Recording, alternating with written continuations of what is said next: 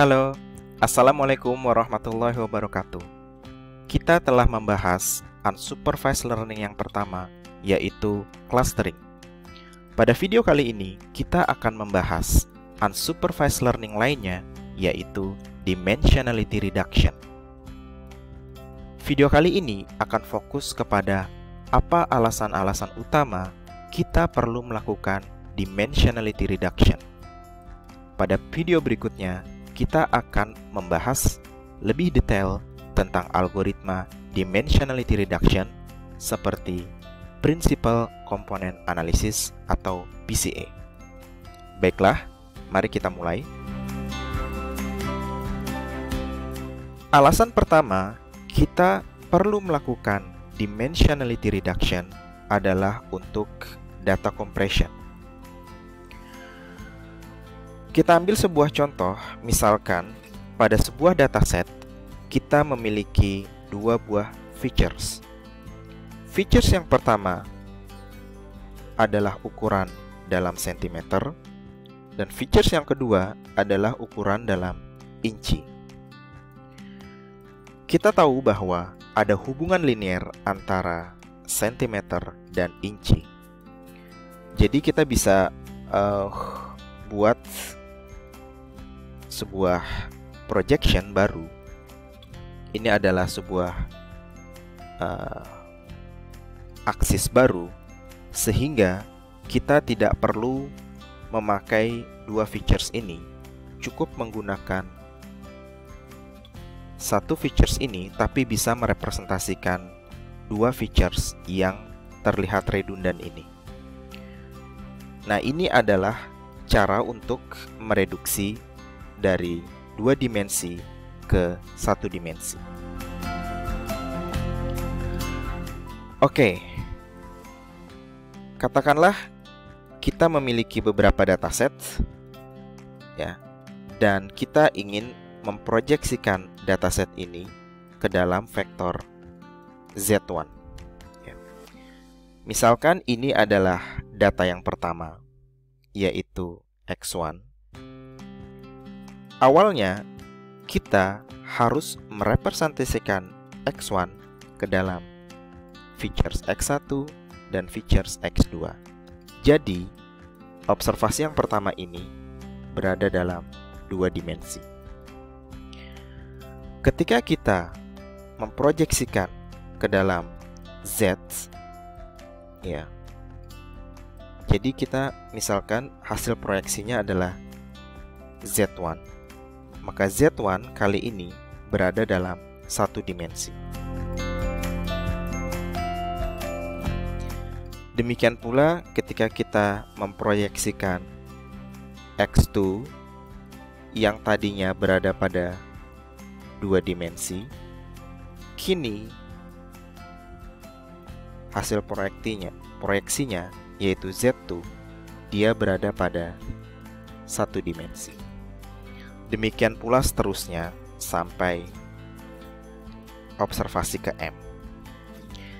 Ini berarti jika kita sukses menemukan vektor Z1 ini, orientasi baru pada data kita, dan kita bisa memproyeksikannya ke dalam komponen ini, berarti kita sudah menghemat 50% memori. Ya, karena tadinya ada dalam dua dimensi, saat ini hanya di satu dimensi tanpa perlu mengurangi kualitas dari data. Nah, sekarang misalkan kita ingin mereduksi dari 3 dimensi menuju 2 dimensi.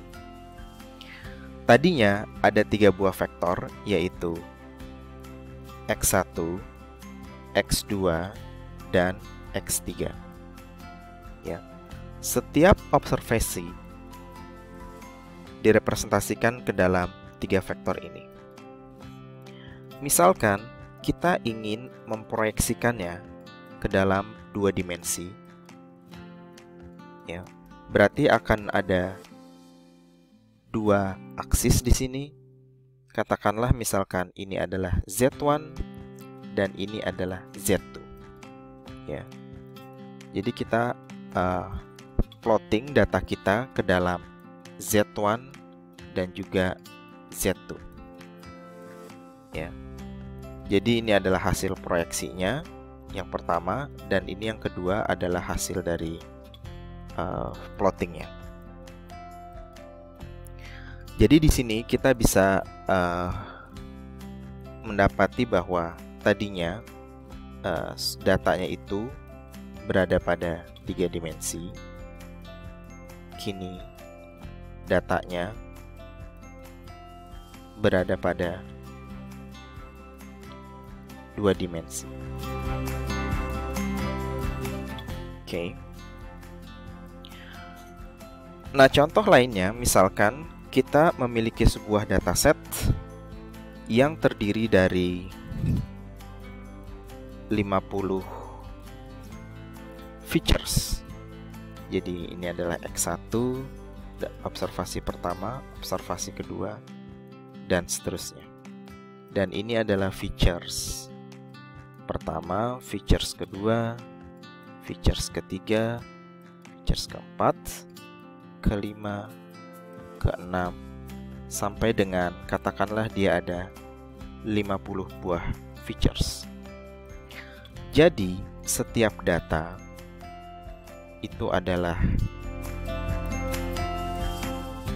sebuah array dengan dimensi 50. Jadi misalkan kita ingin merepresentasikan negara Kanada, berarti representasinya dalam vektor berdimensi 50. Nah, jika kita ingin melakukan visualisasi dengan 50 dimensi, itu agak sulit. Biasanya kita akan memilih features apa saja, ya, misalkan GDP dan GDP per kapita. Nah, bagaimana kalau kita ingin melihat secara relatif perbedaan posisi, ya, seberapa dekat negara-negara ini berdasarkan semua features yang ada? Nah, salah satu caranya adalah dengan merubah data ini, memproyeksikan data ini ke dalam dimensi yang lebih rendah, katakanlah ke dalam 2 dimensi. Jadi awalnya setiap data, ya, XI, ya, misalkan X1 sampai X ke M, tadinya berada dalam 50 dimensi.